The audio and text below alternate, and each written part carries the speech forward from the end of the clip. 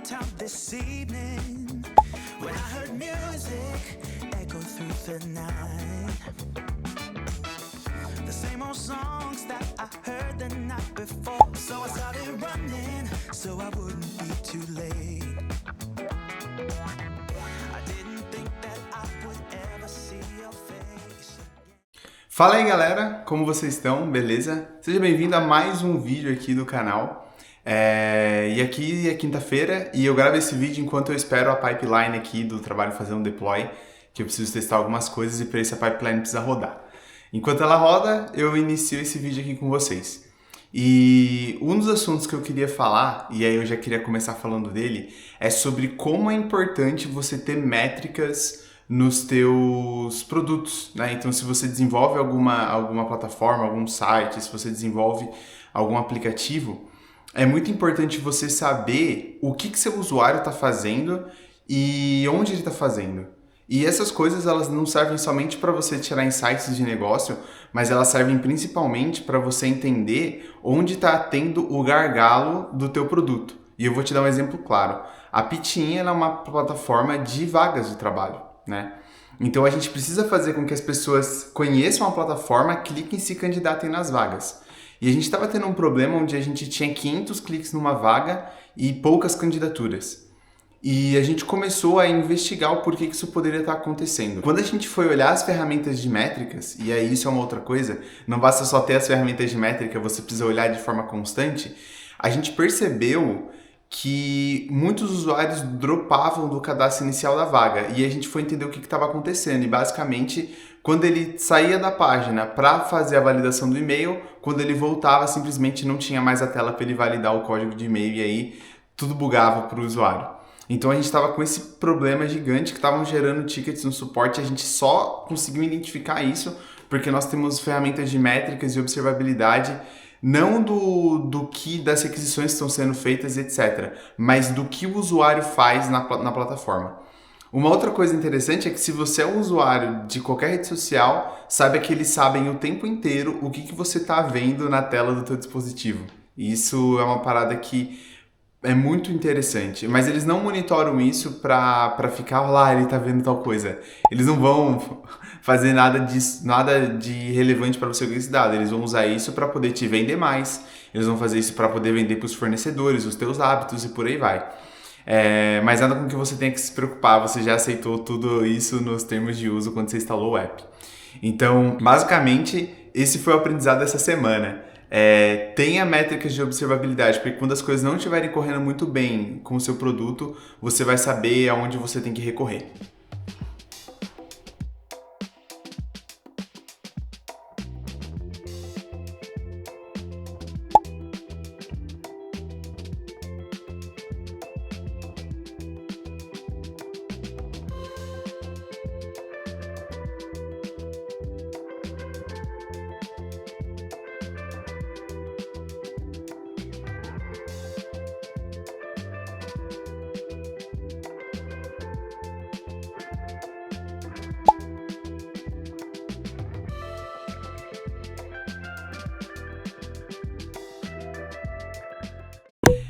Fala galera! Bom, estamos aqui, sexta-feira aquela rotina, né? A gente tem várias reuniões em sequência, geralmente fala com board de investidores.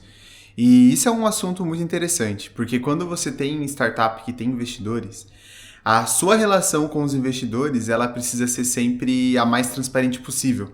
Até porque ele colocou dinheiro na tua empresa, ele confia na tua empresa, no teu processo, no que você está fazendo.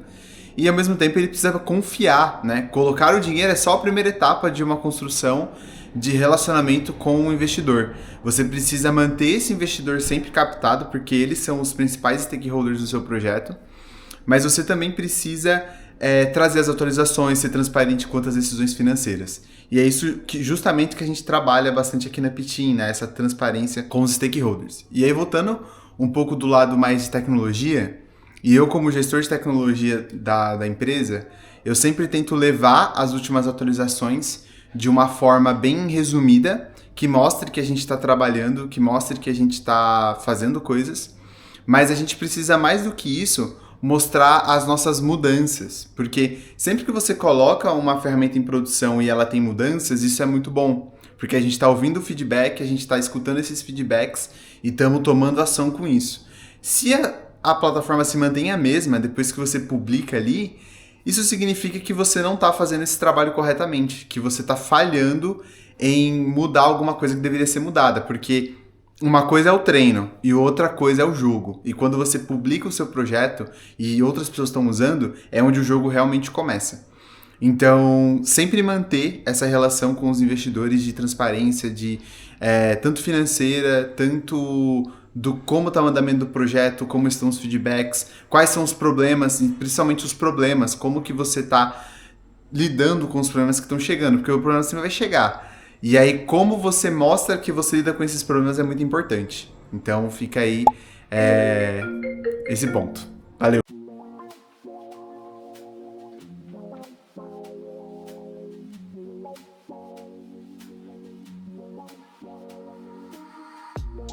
Can I dance for you? Would that be cool? Can I dance for you? Would that be cool? Butterflies in my stomach. E agora, num cenário um pouco mais diferente, estou aqui num parque que tem perto da minha casa. E aí, eu queria continuar esse vídeo falando sobre o tópico que eu gravei essa semana. Eu gravei um shorts sobre esse tópico, que é um tópico muito interessante que eu não tinha ouvido falar, e talvez você também não tenha e pode ser interessante, que é a Dark Data. E o que é a Dark Data? É simplesmente os dados que ficam armazenados em servidores e que eles não são utilizados. Então são aqueles dados que são inúteis, eles estão ocupando espaço ali e eles não são utilizados por ninguém. Eu fiquei sabendo disso porque eu assino uma newsletter, a Tab News, e eu recebi essa notícia que um pesquisador, Ian Hodson, ele falou que 68% dos dados em data centers hoje, tanto de pessoas, tanto de empresas, são dark data. Então são dados que não são utilizados e nunca serão utilizados. E que boa parte desses dados representa memes que a gente compartilha na internet, etc., que você manda para teus amigos. E eu prontamente gravei um short sobre isso, postei essa semana. E aí, se você não viu, você pode dar uma olhada aí no perfil. E ele fala muito sobre o impacto ambiental que isso pode causar, porque esses dados eles estão em data centers, e os data centers eles têm refrigeração, né? E essa refrigeração ela não é livre de emissão de CO2, ela continua emitindo CO2. Eu não sei a certo, eu vou colocar aqui os dados, mas eu não acho que a emissão de CO2 por refrigeração de data center seja o maior problema dos gases do efeito estufa. Tem uma outra linha de pesquisa também que investiga, por exemplo, o tempo de processamento de cada linguagem e quanto isso consome de memória, e esse consumo de memória o quanto impacta em emissão de CO2 para manter a sua linguagem rodando. Então, a tua API mal otimizada tá tendo uma pegada de carbono muito grande. Eu acho que de fato existe, mas é uma coisa tão mínima que eu não sei se é tão relevante assim, né? Eu não sei se você adotar API RESTs no seu sistema ou RESTfuls vão salvar o planeta de gases de efeito estufa e coisas do gênero. Eu acho que existem problemas muito maiores para serem resolvidos, como a indústria da roupa, que polui muito, como a indústria automotiva no geral, que polui muito, como os países da Europa, China e etc., que queimam muito carvão, ainda queimam carvão e que poluem bastante o meio ambiente com isso, né? Então, assim, é um fato curioso. Mas assim, de fato, você fica pensando, né? Pô, será que preciso salvar isso aqui mesmo? Será que eu preciso mesmo ter essa informação salva aqui na minha máquina, no meu computador? Então eu tava pensando sobre isso essa semana. E aí fica a reflexão. Se você nunca parou pra pesquisar, depois dá uma olhada aí, Dark Data. Valeu! Butterflies in my chest, heartbeat like a bird that's humming. Trust your words 'cause you know me best. Let's take a walk down a brick road. Click your heels and you'll be there. I want you, do you want me to? Once you hear the rhythm playing, promise you won't be complaining. I'll be here for it if it's for you. E a dica de livro aqui dessa semana é o Domain Driven Design, Atacando as Complexidades no Coração do Software. Esse livro aqui, galera, ele não é um livro para iniciantes, tá? Não é um livro para você que está começando agora, que tem 1, 2 anos de área, ainda está na faculdade, etc. Por quê? Porque ele é um livro que ele foca em engenharia de software e uma área da engenharia de software focado ali na arquitetura dos sistemas, que é a modelagem do domínio, né? Então, como que você transforma o domínio da tua aplicação em um domínio rico, em um domínio flexível que pode ser implementado por qualquer outra ferramenta, né? Então, o que é o domínio, né? Quando você está construindo um software, você precisa abstrair as coisas do mundo real para a programação. Então, se você está fazendo um gerenciamento de acessos, você vai ter a entidade de usuários, você vai ter a entidade de permissões e por aí vai. E essas classes que são criadas no teu sistema, elas são uma abstração e elas representam o teu domínio. O Domain Driven Design, ele apresenta uma proposta de modelagem de domínio, que é uma das mais aceitas hoje, não é a única, mas é uma das mais aceitas, e que pode te ajudar a modelar um domínio bom, mas para sistemas grandes, sistemas que precisam ter ali uma certa independência das tecnologias que você está usando. Então, eu recomendo para quem já está aí numa caminhada na área de TI, trabalha como programador, eu acredito que não vai ter muita utilidade para quem não quer seguir aqui na área de programação de sistemas, o Domain Driven Design, mas se você tem interesse em ser programador, eu recomendo, é um bom livro. Eu já estou relendo pela segunda vez, a primeira vez que eu li, eu era bem júnior, assim, né? Então, por isso que eu não recomendo para quem está começando, porque provavelmente vai ter as mesmas dificuldades que eu tive, que é de entender os casos que ele traz aqui, justamente porque você não viveu as experiências suficientes para que isso faça sentido na tua vida como programador. Então, basicamente, eu tô relendo justamente para poder abstrair melhor, para poder entender as ideias, né, que o Eric Evans quis trazer nesse livro, tá? Então, fica aí a minha dica dessa semana. Valeu!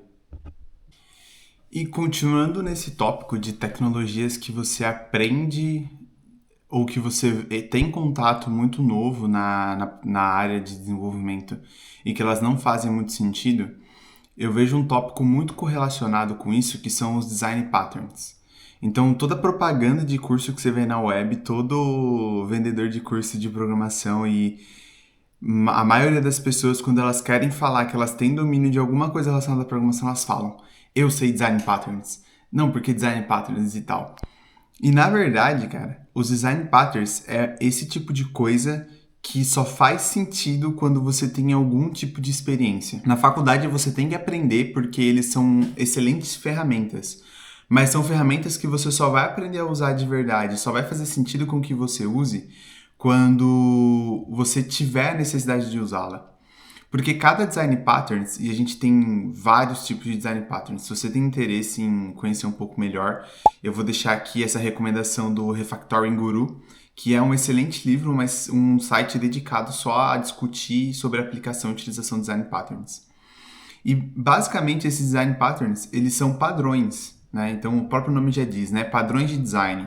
Eles são padrões criados para resolver problemas comuns. Então, problemas que os programadores eles têm ao longo desde que surgiu a programação e alguém cria um padrão de design, código para dizer, olha, esse padrão resolve muito bem esse problema, esse padrão resolve muito bem esse problema. E se você não tem contato com esses problemas, primeiro, se você aplica, você não sabe por que você está aplicando, e segundo, você não vai ver sentido naquilo. Você vai ficar se perguntando, nossa, mas por que eu tenho que fazer desse jeito que parece bem mais complexo se eu posso fazer desse jeito que é bem mais simples? Então, isso é uma coisa que eu passava. E conforme foi passando o tempo, eu fui entendendo a necessidade e o porquê do design patterns serem importantes. Uma outra coisa é que hoje muitos frameworks abstraem boa parte da lógica de design patterns. E muitos frameworks, eles inclusive são construídos baseados nesses design patterns. Então, quando você entende a real necessidade de você olhar o código-fonte desses frameworks, você entender como eles aplicaram cada um dos design patterns, é uma boa forma de estudo também. Então, eu fiquei pensando nesse tema e achei que poderia ser bastante interessante, já que eu estava falando do livro, né, que é aquele tipo de coisa que quando você é muito iniciante você não entende. Eu acredito que os design patterns têm a mesma tenham o mesmo nível de relação.